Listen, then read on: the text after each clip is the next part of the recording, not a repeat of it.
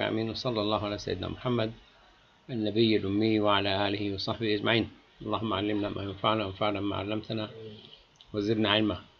When I sent the first slide, I had a big no from brother Atha. But probably the word sexy will only see it in the first slide in the title.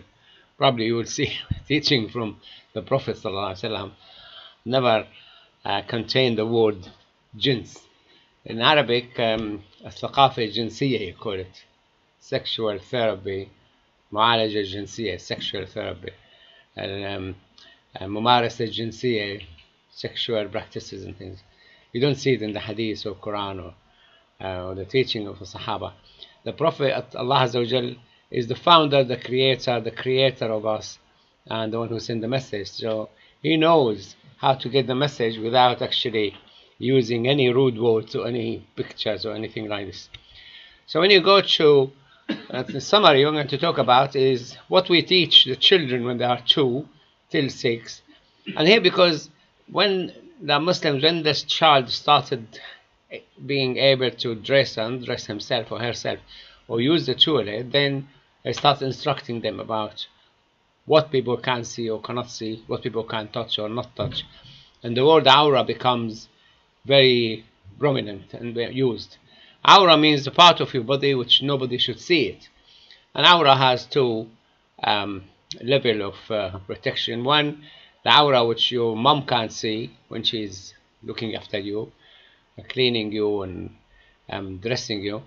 The aura when your brothers and sisters can't see at home, and the aura which outsiders can see. I remember when my granddaughter came to us, started taking my granddaughter to look after her when her parents were attending teaching in the evening. So when she goes home, and she was, I think, 3 or something, 2.5, she would go to the bathroom on her own and said, Granddad, you are not allowed to see me changing my clothing. And she can hardly talk to express herself. So she went, close the door, changed to her pajama, and Granddad is not allowed to see her. I remember when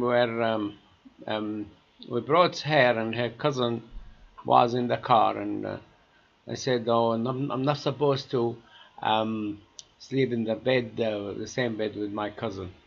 So it's just, from a young age, so I start teaching them. And then we take from age 5, actually here, just make some changes to the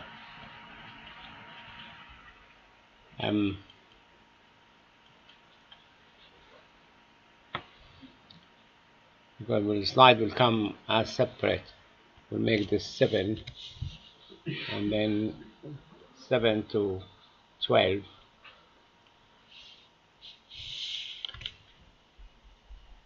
7 till 12 and 16, 13 to 16 and 17 plus. 17 plus because basically you're getting married. 17, if the parents in agreement, the law in Britain allow them to marry. The law in most Muslim countries now is 16, allow them to get married. The law at the time of my grandmother and my mother was different. So, and that's obviously, things change with the changes of lifestyle and income and standard of living and facilities and things. So teaching a child or children between 2 and 6, Islam used very gentle way, very polite way, that when you go to the loo, nobody should see you. And obviously, there when you expose your genitals and private parts, so nobody should see you. Between you and your brother and sister, when you are 2 till 7, you can see between the nipples and knee. And the girls, they usually cover more than the nipple and knee, cover the chest. But you have now information that nobody should see you naked, nobody at all, not even your mom or dad. When you are 3, 4, 5, shouldn't. Unless you're really desperate, you need help or it's risk in the bathroom, bathing on their own, or risk in the toilet, or there is a risk. Risk is it necessitates the extra help. So you put in the mind of the child that your body is your private body. You don't spell it this way, but you say, it's haram. The Muslims have a lot of use of the word haram, and the child knows haram from as early as 1 year, 2 years old, 3 years old. It's haram. This is haram. This is haram. So they know. Most of the children, they don't negotiate what haram or Allah get upset. You don't go to Jannah and things. So you don't even need to mention any of the words they use. When they came in 2019, when they came with the RSE, relationship and sex education, the Muslims never had the sex education terminology used, so they went up in arms. And in Fairfield school, they were outside the school on the continuous demonstration to cross off this. We went and met the MP, at that time was Caroline Spellman, and we went and met the head of education in the council. And they explained to us, they said, look, we really want our children to protect their body. Nobody touch them, nobody see them naked, we've been doing it for 1400 years. So thank you very much. You came to what we have been doing. And I was new in Britain, in Lincoln. My daughter became 5, and she went to school, 5 years old, and she had to change for PE. And she came home horrified. Why? Because they're changing in front of each other.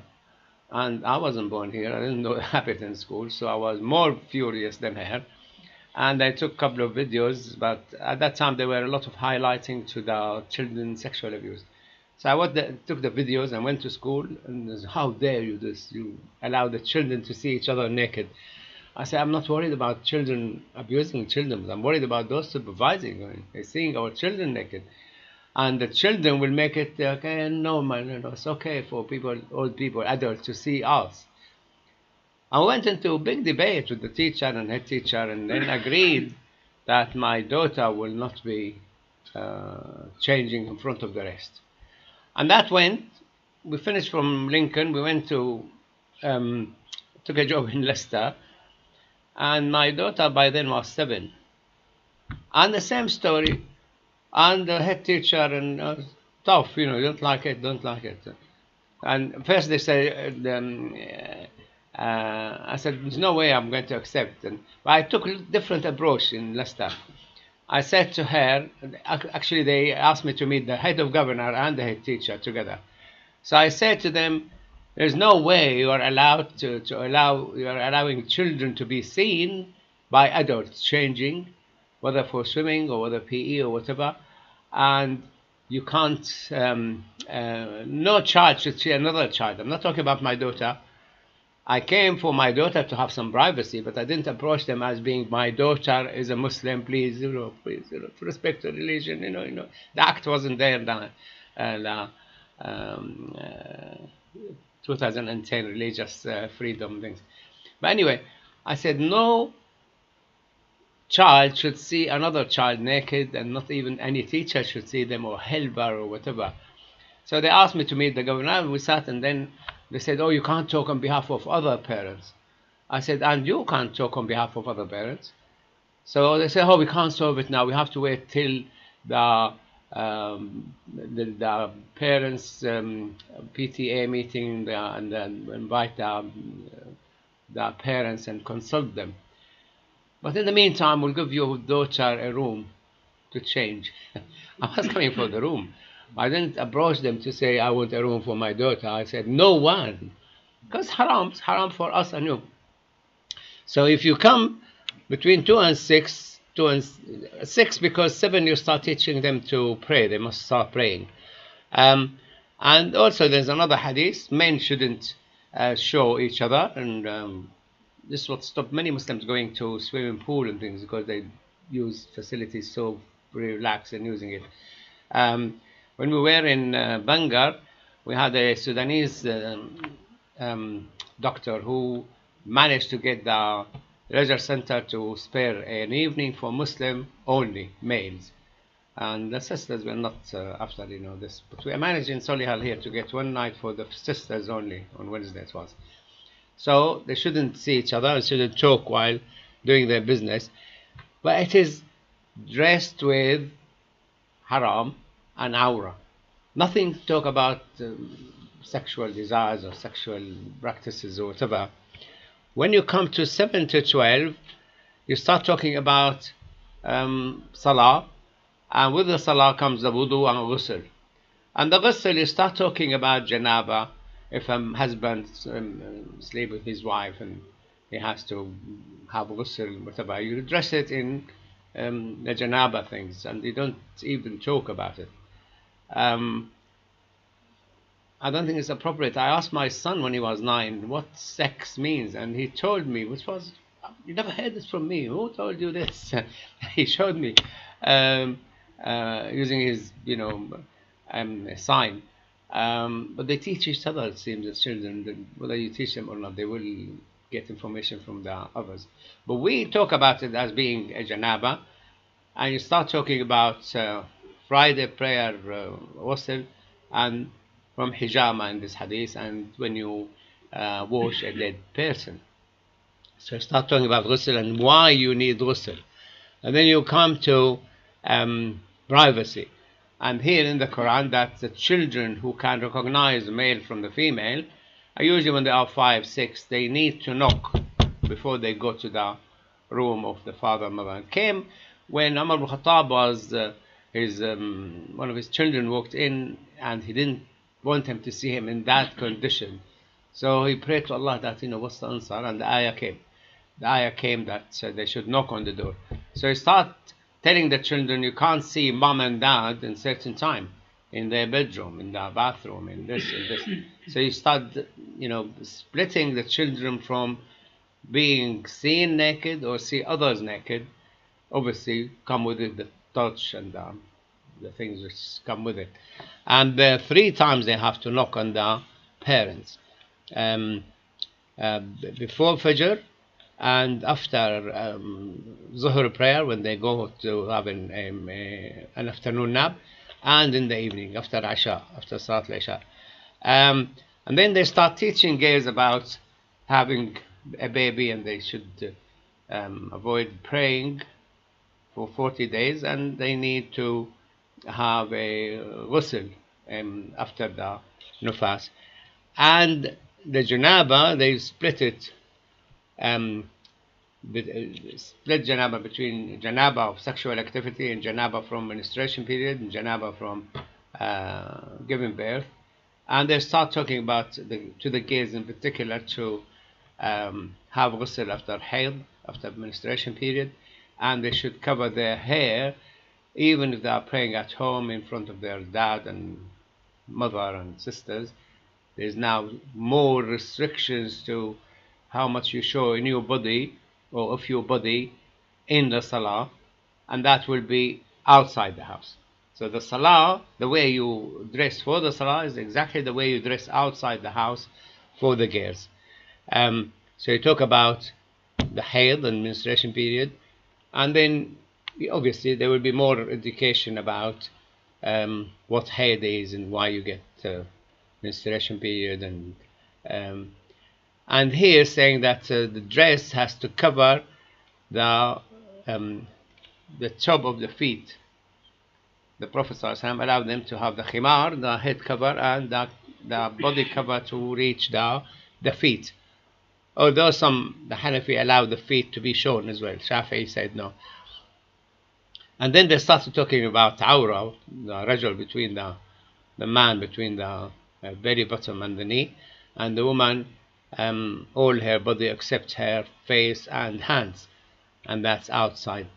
In year 13, 16, we start talking to them about, obviously, more in depth about why the menstruation period, what happened if you, what happened when you get married and then you get pregnant and you get this, you get that. For outside, the jilbab becomes must for girls, which the jilbab is the body cover from the neck bottom, and the khimar, which is the head cover, And in the Quran, the head cover had to go to the left and the right to cover what's left from the neck, because some dresses are too wide and will show part of the neck, so you can't get it in unless it's too wide. So the head could be, a reason why it has a big a V-shaped neck. So the khimar comes, the head cover, and cover that exposed. And that's what's in Islam, jilbab and khimar. And that's carry with it indirectly the protection from the outside invaders. There's an Egyptian girl was talking about what happened to her in America. She left home and went to university, always wearing the hijab at home. And when she went to university, away from home, she thought, I'll take off the hijab and see what happens, because I always wore hijab. I don't know what people look at me when I'm without hijab. So she took the hijab off and went, and straight away noticed there's a lot of invaders. Oh, hello, how are you? And the boys they have themselves right to put their hands on her and the girls, and they want to chat to her. So it seemed like the head cover, like Allah Azza wa Jalla said in the Quran, ذَلِكَ أَدْنَى أَنْ يُعْرَفْنَا فَلَا يُؤْذَيْنَ. They will be known. They are not after such, relationship, so they will not be harmed. So the hijab and the jilbab, not the hijab, the jilbab and the khimar, a protection. The hijab, I will show you in a minute why it's widespread, but it's the wrong terminology. And the Prophet ﷺ said to Asma, the daughter of Abu Bakr, when the girls reach the puberty age, she should not display more than her body, should not display any part of her body except this and this, and he pointed at his face and his hands. Don't listen to some of those extremists who said this is not a strong hadith because it should cover their face. They made the hadith weak deliberately to say that they are that covering the face is farad. Now, subhanallah, they changed the whole things now. They said you cannot even forbid the evil if you see it in their country. But this is the amount a woman or the girl can show in public to strangers. Inside the house, it's a bit more relaxed, can show the hair, and most Muslims still keep modesty dressed. They don't show their breasts, and many don't show the top of their arms and things in the house, and they wear longer dress than their knees. And here the ayah which came for the jilbab, the body cover, that should be from the neck down to the feet, according to the ayah. And Allah Azza wa Jalla said that's better for them because they will be known that they're not after any sexual activity or any touch or any intention. Yeah, and they will not be molested and things. And this is why they called it jilbab. Now, when you go to the Arab countries, they know jilbab as the outer garment. They call it jilbab. They usually cover the whole body to the feet. And the khimar, which they don't actually use as much in Arab, they say ishab or something. Ishab came from French, I think. The Arab, they call it khimar, the head cover. And Allah Azza wa Jalla want them to draw their veil over their bosoms to cover the neck. So that's the aim of the khimar. In the Quran, jilbab mentioned and the khimar mentioned. Hijab only mentioned for the wives of the Prophet ﷺ. And this we also teach our children not to mimic each other. That Allah cursed, the Prophet cursed those who try to look like the men who try to look like women, and women to look like men. In Muslim countries, at least when I was in Muslim country in Syria, and it was extremely disgusting to see a boy who act like a girl, or a girl who act like a boy, and they have names for them, and this community don't like it. and they help them. When I came to Britain, I worked in acute psychiatry for many years, and I was doing a lot of outpatient and things. And from my observation, I saw a lot of gays and lesbians and certain sexuals, and I tried to find out by asking them how did it happen that they become attracted to the same sex. And I found nearly all of them have one of three. Either they looked like as children, the boy looked like the feminine look. He's so feminine. We call it amrad in Arabic. And in Islam, the amrad should be treated carefully because could be abused or treated and things. He looked like feminine, and start calling him that you look like a girl, you must be a girl, and they put these ideas in his mind. And the second one is the one who abused as a child by, usually the abusers could be neighbor, could be friend, boyfriend, could be sibling, could be close, no cousin, whatever, not necessarily stranger, totally stranger. Obviously, stranger, we have to educate. We Muslim, we don't have problem because we say the awra will be protection. But I was asking one of my granddaughters. I said, I want her to accept that Allah is being grateful to us, so we thank Him. And I said to her, if somebody come and give you like a mansion house, £10 million worth, and Jaguar and Lamborghini and so much money, wouldn't you just say thank you to him? She said, no, I want to say thank you. And I thought she would say, thank you. Why is that? She said, my mom said, don't talk to strangers. I was getting into Allah gave you the body. I didn't go to the second phase. Oh, I'm not supposed to speak to strangers. So the third reason from my investigations, and many people did the same and they found the same, if a boy had a horrible mom and he'd been really had a lot of beating or secluded or barred from things or deprived from things, he grow older and he hate women. He gets attracted to the same sex because it happened that he had nice male friends and things, and vice versa. If the girls had a horrible father, then they hate anything called father. I saw a woman who I asked her, I said, as part of the interview in psychiatry, what religion are you Christian?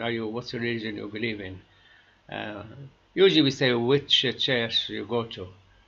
If he's not a Christian, I say I don't go to church. I go to Godara or mosque or Catholic, or Protestant. She said she worshipped the shaitan. I said, why is that? She said her father goes to the church and he was abusing her. So must be the God who her father believed in must be shaitan, and the shaitan must be the good one. So the twist in the mind of the child was so deep and so disturbing. So could the upbringing really was the factor in getting them to get attracted to the same sex and abuse, and then when they grow older they repeat the same story with the rest. And so Abu Huraira said, it's a hadith. You don't come to the child and say, oh, you're not allowed to read hadith. He will read hadith. When you sit between the leg of your wife and it's in the hadith is not penetrate. I don't know he translated it. It's not wajahidaha. He said here jahidaha. I made an effort, but I didn't say penetration. That's strong from the translator. They should have ghusl. So you start saying, there's things you do with your husband, with your wife, necessitate the ghusl. You can't not teach children ghusl from the age of 10, 11, 12. You can't. You have. If they see what's a dream, if they when they get married, when they look at how innocent our children are. I asked once, I was talking about justice at home and not being deprived and things, and I said, how many of you have his own room in the house? And one of them said, all of us in the house except mom and dad, they have to share the same room. So she didn't have even any information why they are in the same room. But you need to teach. And the Prophet ﷺ said, Al-ma' min al-ma'. And then you ask more details, and then they tell you about more details.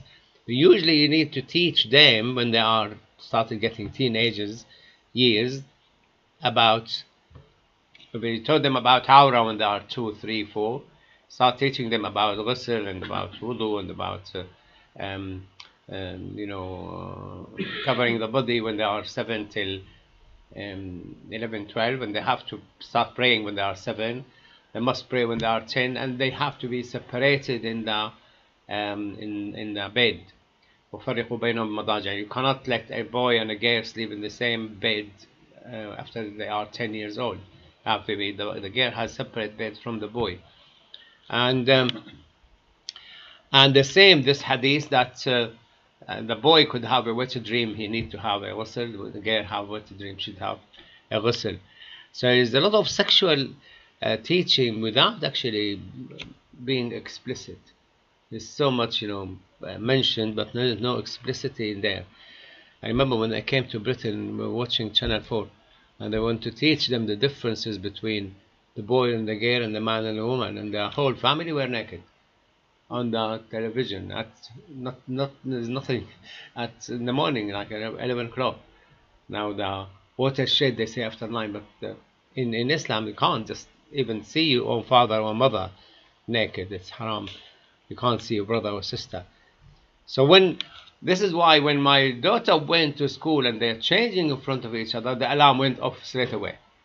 Why? Because it's ingrained in their brain. Nobody should see your body, and nobody should see anybody's body.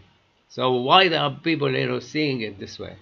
And when I went like no child should see another child, and they found the best way to calm me down that I'll give my daughter a room.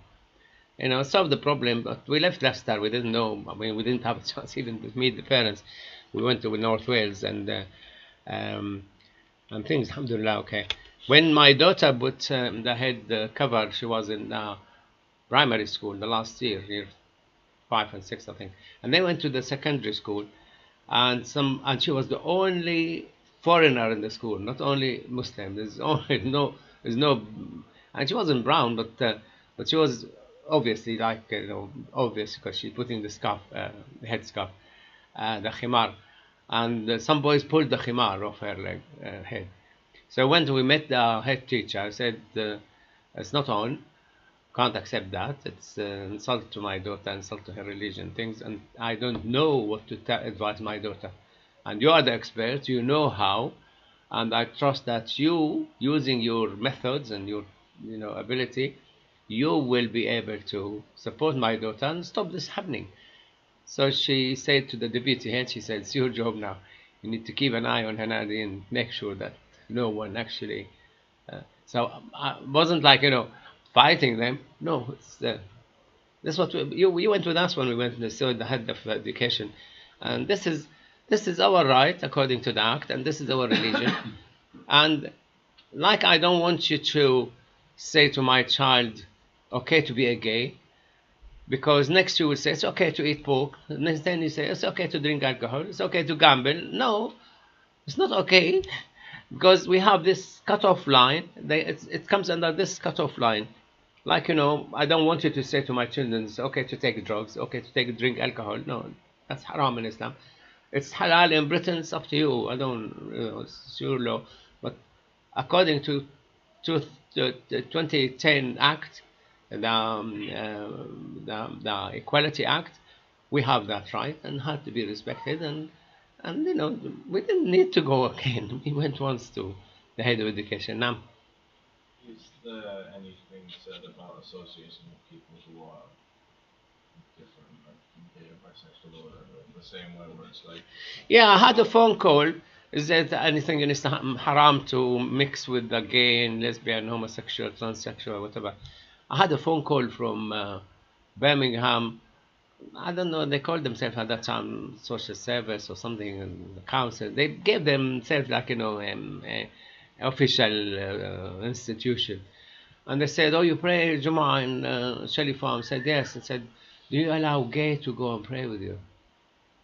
I said, we don't actually check at the door when people walk in, are you gay? Are you lesbian?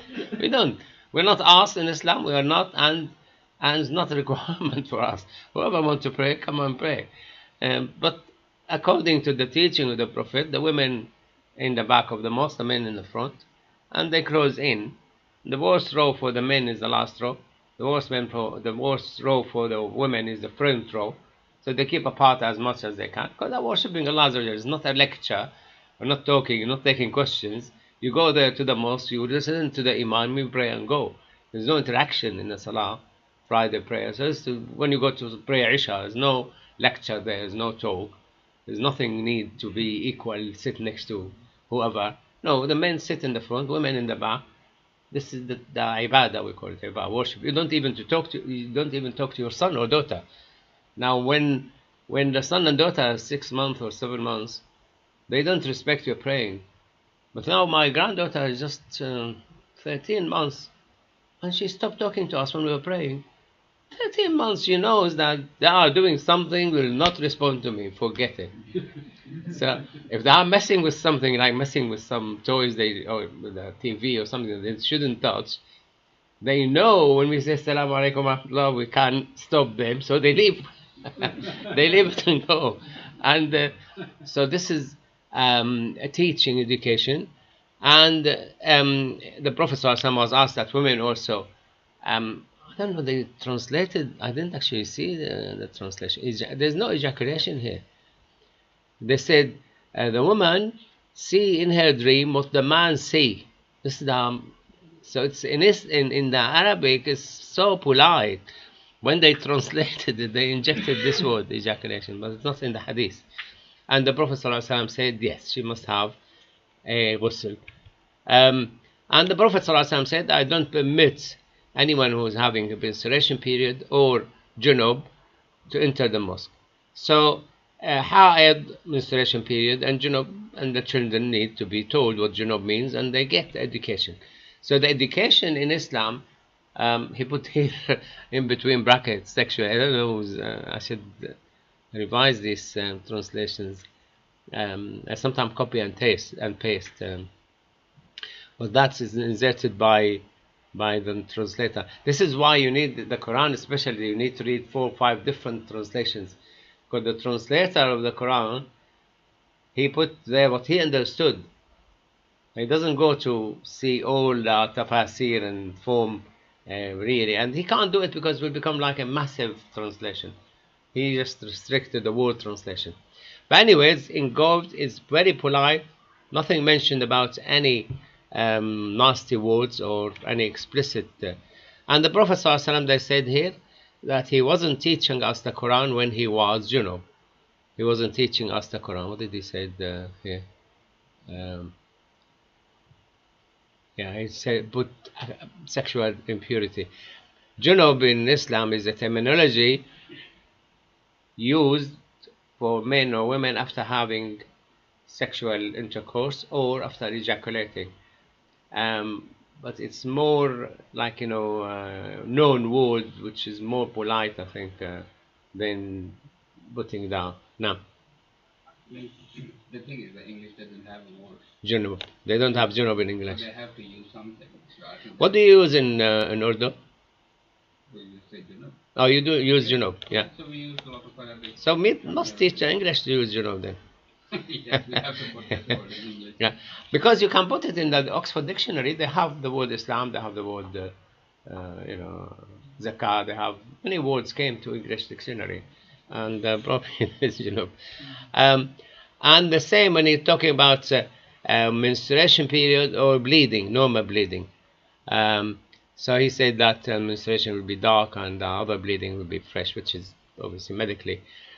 So teaching the women differences between and more explanation comes. Obviously, usually women teach more women and men teach men. And also when having a menstruation period or junub, they cannot move around the Kaaba. And also, so a lot of education comes first about aura, to protect their body, protect their the invaders, protect them, avoid, protect them from molesting and things.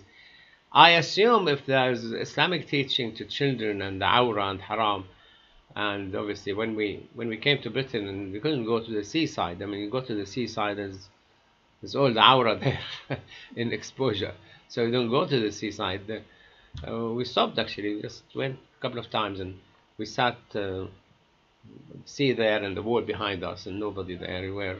We did the barbecue. We start throwing the pieces of the chicken, boards and things, and the birds come and snap it in the air and go.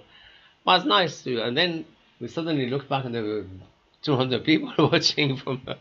So we said, even if you, whatever you, how much you try to be, most of the people will be watching you. So we didn't.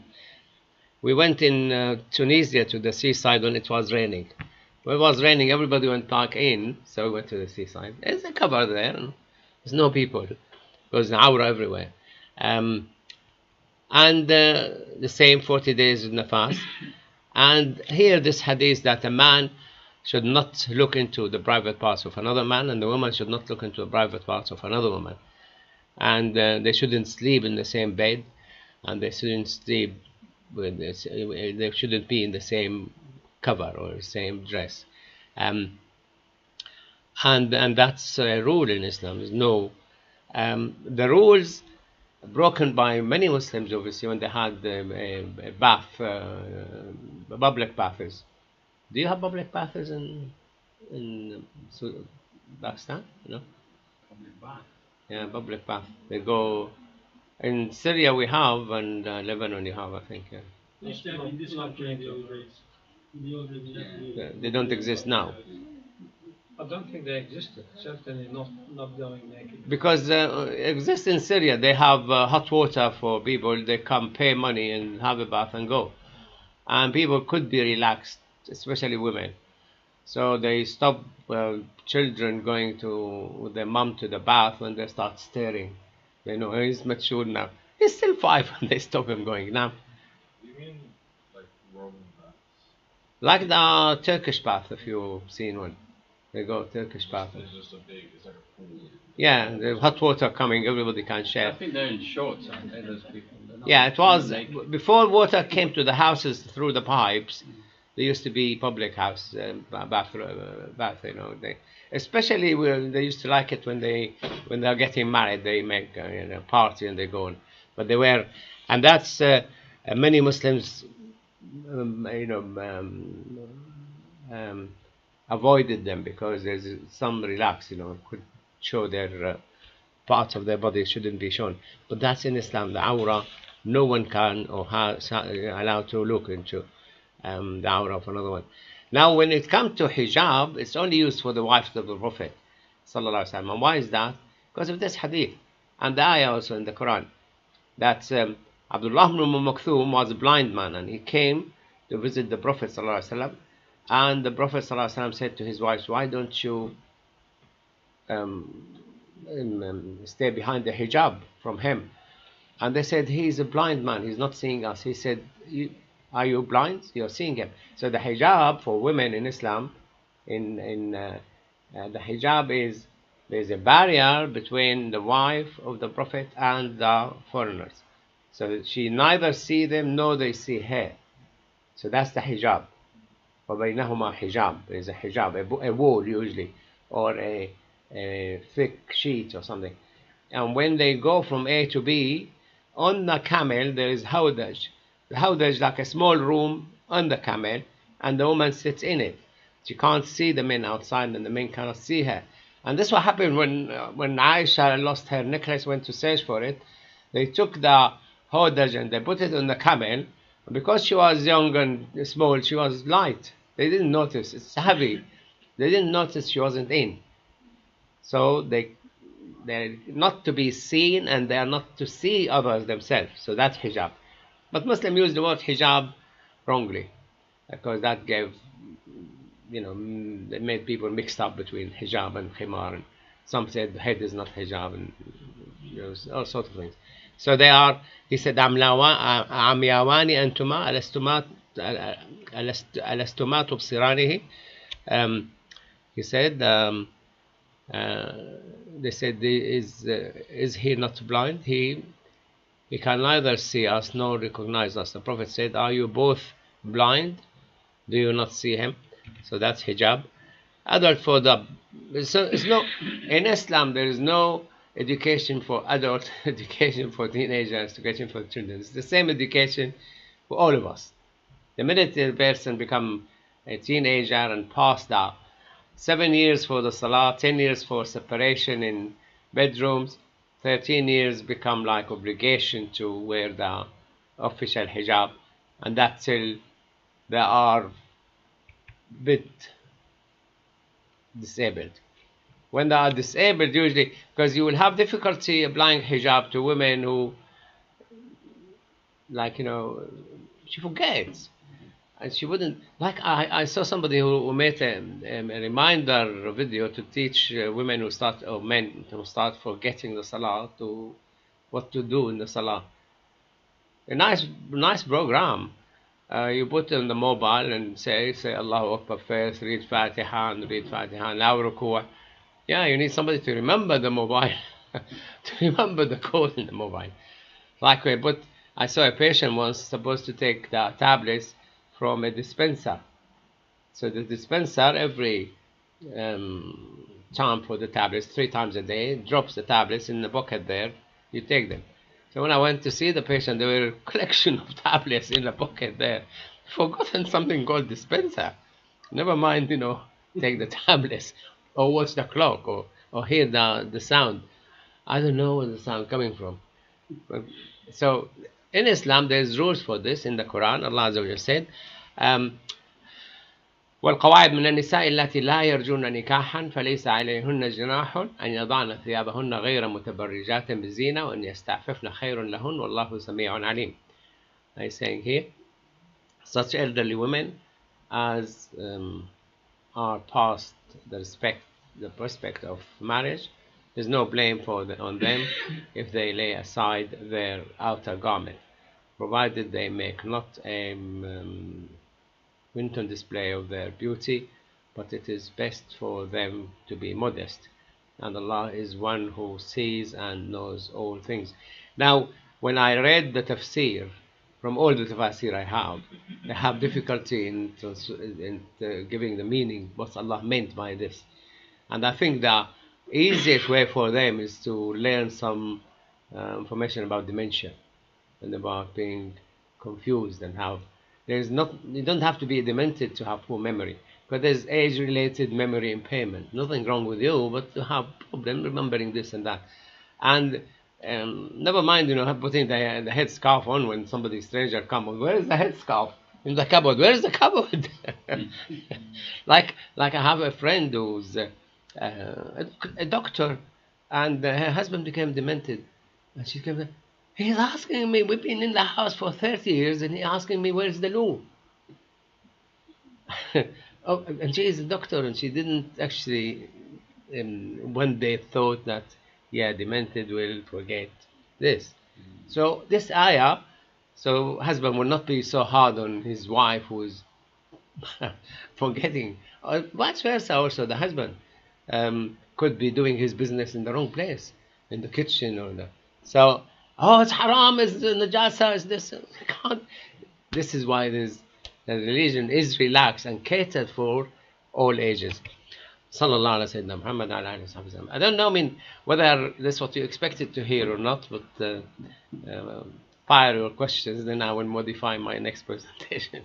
I think I was thinking there should be something about sex before marriage, that kind of thing in there. You should have registered your name to come tomorrow. No, I was sorry, tomorrow. That's a marriage, successful marriage.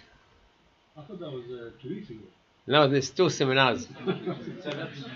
Yeah, 2 seminars. One was 2 weeks ago, and the second one tomorrow. I was on holiday. And we address certain, because they told us 42 reasons why they divorced, and then from the survey came with Last time we showed the survey results, and the sister Abida explained more about why they say this and that and this problem. And tomorrow we're going to say what's the answer to these problems from her experience being marriage counselor and relationship therapist. And I will be talking from Islamic point of view, what will help you and protect your marriage. In fact, protect you before you get in marriage. So before you get engaged, what you need to look at, the points. If he looked at these points before he got married to this lady, he wouldn't marry her. Because marriage is a major step in the life of the husband and the wife. And when you break the marriage, it's an insult in their life, might not be forgotten easily.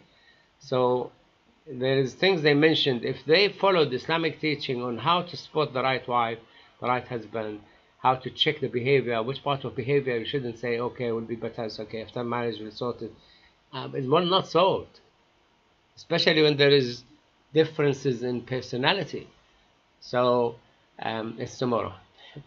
I think you can still go to buy a ticket, and it's £15, but you need that. But after that, we'll. Half price, was it, right? The next presentation probably will be free. I don't know, but yeah, we'll address it tomorrow, inshallah. Any more questions? I think maybe I've been a bit not selfish. I think what we could do, speaking to other parents, is really to deal with the questions. I mean, this is a really good start and a very good way of looking at it, because you're going through the Quran through major information. You're introducing incidental major information indirectly that's critical. So it's good. But to me, the next step is obviously Adam 6 years. I dealt with other children, my children who are older, but the age now and things change a lot. And funny enough, we're just talking to our hugging with Adam, saying, girls, come and hug them at school. And we got friends who are Muslims, etc. And we say, hang on a minute, don't hug this girl. Other girls said, if they could hug me, what shall I do? Shall I push them back? I said, no. Then he said, but somebody said it's all right to hug boys, because boys, you're hugging boys as your friend. And I think this question we're asking us, and I'm dealing with it, but I feel slightly we could do with a consensus of what other parents, so we have a bit more a message. Yeah, talk about hugging and kissing in the school and boys and girls and things. The problem we have coming from overseas for us, there's certain things that practice in the Arab. They hug each other and they kiss from the cheek, and they take it as the Gulf people, they kiss from the nose to nose. This is their culture, allow it. And if you bring that culture to here, then that will be a problem. Why are you hugging this guy? Are you gay? Why are you doing this? When I came to Britain, I came fresh from Syria, been to the mosque for 13 years, education and things. And I was in Horncastle, came to my clinic, and there were a nurse who locked herself out of the car. I mentioned this to you, I think, before. And she couldn't get into the car, so I managed to open the car for her. And she was so happy that she came to hug me, and I pushed her, and she fell on the floor. And I was so embarrassed. For God's sake, he said, he just want to say thank you. So another occasion, we had again a lady who was a nurse as well. She became a Muslim, and she said, tell me, when I come to a Muslim family, what shall I do? Because she hugs the husband hugs, and vice versa. Her husband hugged his wife, and he hugged his wife. I said, be careful when you go to, especially Arab or coming fresh like me. The husband might hit your husband before he kisses the wife, and then he might explain later why. Somebody has come to my house and kissed my wife, and the reaction might be abrupt and inappropriate. But when you come to children who grown in this country and went to school, and then you say, look, in this country, this could be misunderstood as this, and this could be misunderstood as this. So you might have to explain a bit more and more in depth. In Islam, the Arab could kiss, men kiss men from their cheek and things. They kiss some of them from their shoulder. That depends on which country you are and how relaxed they are with the things. It's not things which is forbidden, but it's not a sign that he is in love with the same sex or something. But you need to take it, you need to understand that there's a culture who allows it and they are Muslims. And they see them on the telly. And it's, practice. They go, I don't know what they did with the corona when there was nose to nose, greeting. Yeah, but you need to be careful. I think to clarify my question, you're right. I mean, children come up with a solution, incredible. So I think Adam said, do you mean if it's an English girl, she can hug me? If it's Arabic girl or Muslim, she can hug me? I was about to say yes, and I said no, actually. But what about if she comes? I mean, they come from really very passionate, and especially and they hug him. And he said, okay, they come to me and hug me. What should I do? And I'm stuck, and I think, should I push them and just to break? How you deal with it? And I think we're trying to in a very subtle way. Yeah, I think the best. Say, if she hugs you, you're going to have a very bad cold. You're going to stay at home. You can't go swimming. You can't go anything. Maybe. I'll always see, But She's wearing. I haven't been. She has a. I don't think that's a good approach. Exactly. That's one. No, yeah, let me answer him first. And what we use, this is where Islam comes. I'm a Muslim, it's haram. What haram means? All I'll teach you was haram. When I was in Derby, I came for 3 months attachment. And a nurse came to me and said, oh, my birthday, I want to celebrate my birthday, and I brought a bottle of wine. Would you like to come with me celebrate my birthday? I said, what? Alcohol causes this and this and this, and then we have this problem, you shouldn't drink alcohol. Hey, okay, you can stay in your room. You can stay in your room. You hide under haram. Yeah, it's haram in Islam. I'm not allowed, I'm a Muslim. What Islam means, that might be change the whole subject. Like, in the restaurant, they asked me, one of the doctors, do you mind passing the red wine? I said, yes, I do, actually. Why? Oh, because it's haram in Islam and this and that. And he'd forgotten his wine, and we started different dialogue. That's it. Yeah, so for me, my experience has been in the workplace. Often when you work with other females and they want to give you a hug, if you get on with them, what have you, they try to give you a hug. I kind of like to panic and just stick my hand out to give them shake their hands instead. Yeah. And that kind of worked quite well as a way of I guess you still keep a distance and you're still giving them respect. You are kind of I don't know whether it's the right thing to do, but that seemed to work for me in a way. Yeah, when she tried to hug you, stretch your arm and in my case it was sudden, unexpected. I was like the reflex, when you test people, the reflex. If you touch them with hot, they move before they think. Yeah. When we teach our children, this is the way, protective way. I'm a Muslim, not allowed in Islam. I don't eat pork and I don't hug girls and. So who do you hug? I hug mom, and you can change the subject. Usually it works for introducing Islam sometimes to people, like this guy about passing alcohol and things. And yeah, my sorry. experience is very similar to yours actually, but didn't push them. It went a slightly different way. She's quite old. She's just retired actually. Today was her last day. So I brought some scarves from home, and so whenever I go to Pakistan, I bring scarves, hand scarves, and give it to the nurses as gifts to the ones who are working. So because the first time mom bought some and she said, go and give it to the nurse, and I said, okay, they might not like it, but I will give it to them. So I gave it to all of them, and she was like, oh, thank you. And she came, and suddenly and I was like terrified, and I couldn't do anything because she was just standing next to me.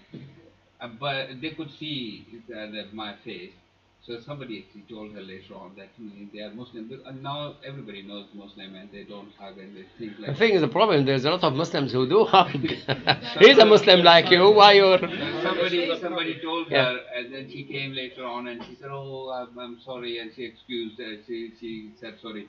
Oh, I didn't realize I was just in the moment. So, and I was like, okay, no, don't worry. But yes, you're right. We don't really do that. Mm. Yeah, subhanallah. I mean, when we were in Lincoln, one boy became a Muslim, and then he asked me, what shall I do being a Muslim now? I said, asked him, he said he lived in the flat with his girlfriend. So first girlfriend is not in Islam because you need to marry her. Where do you sleep? He said, in the same bedroom. He said, no, you can't. You have to sleep in the lounge or the kitchen, wherever. And you shouldn't see hair without head cover and things, but that's, you can't force it on her. But 2 weeks after that, his girlfriend came and said, I want to become a Muslim. She became Muslim. What shall I do? I said, don't allow him to see your body or your hair or things, you know. He apparently decided never to get married. And suddenly, he became a Muslim. 2 weeks later, she became a Muslim. 6 weeks later, I had a phone call. We decided to get married. Oh, great, you know. They got married. We arranged the bring and share in the mosque. We didn't have a large community or fund. So everybody from the Muslim brought food and brought them presents as well. So his mom came suddenly and hugged me from the side. How you managed to get my son to get married? I was old lady and surprised and said, you know, I didn't, but this is Islam and things. But they do, yeah. And respect, they come hug you suddenly. There's a story which I teach my teenagers, the story. Yusuf alayhi salatu wasalam, when he was approached by Zaliqa and he ran out of the house and she pulled him back and things, and it was a problem because he went to prison after that. We had Syria, called, they take water to the houses before the pipe came to the houses. And this a young boy, must be early 20s or late teenagers, and he went to a house to take the water in, and she locked the door. Either you do this or I will shout. And in Syria, if you shout in Damascus at that time, in the early 1900s, or late 80s, you know, you'll be dead. So what to do? If he agree, haram. If he doesn't agree, shout and things, get him into trouble. And, okay, can I use your bathroom? Yes, yeah.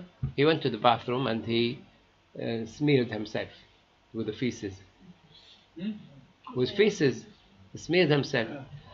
And he went outside. He went outside. Oh my God! Out of my house! Out of my house! So I went out of her house to his house. All the way, along the way, he smelled perfume till he died. It's called his miski. Sorry, just finish this. And this miski, he was buried close to the Umayyad Mosque in Damascus. They called the whole market there Miskiya, and he's the miski.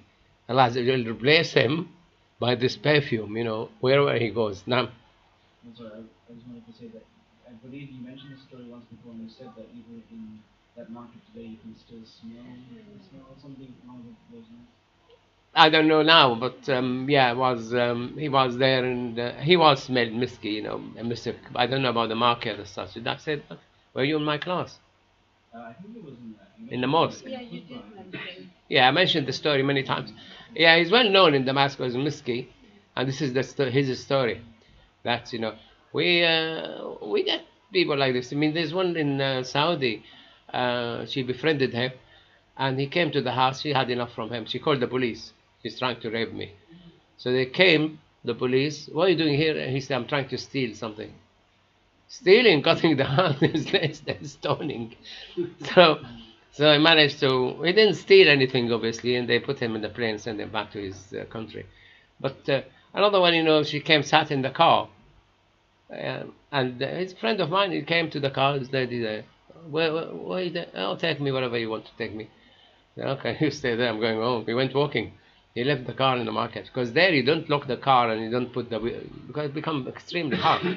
I don't know if this is just Pakistani culture, but you know, if young girls or young women in our family, come towards me, like daughters-in-law, I'll put my hand on their head, and they'll actually come forward, lean forward, expecting me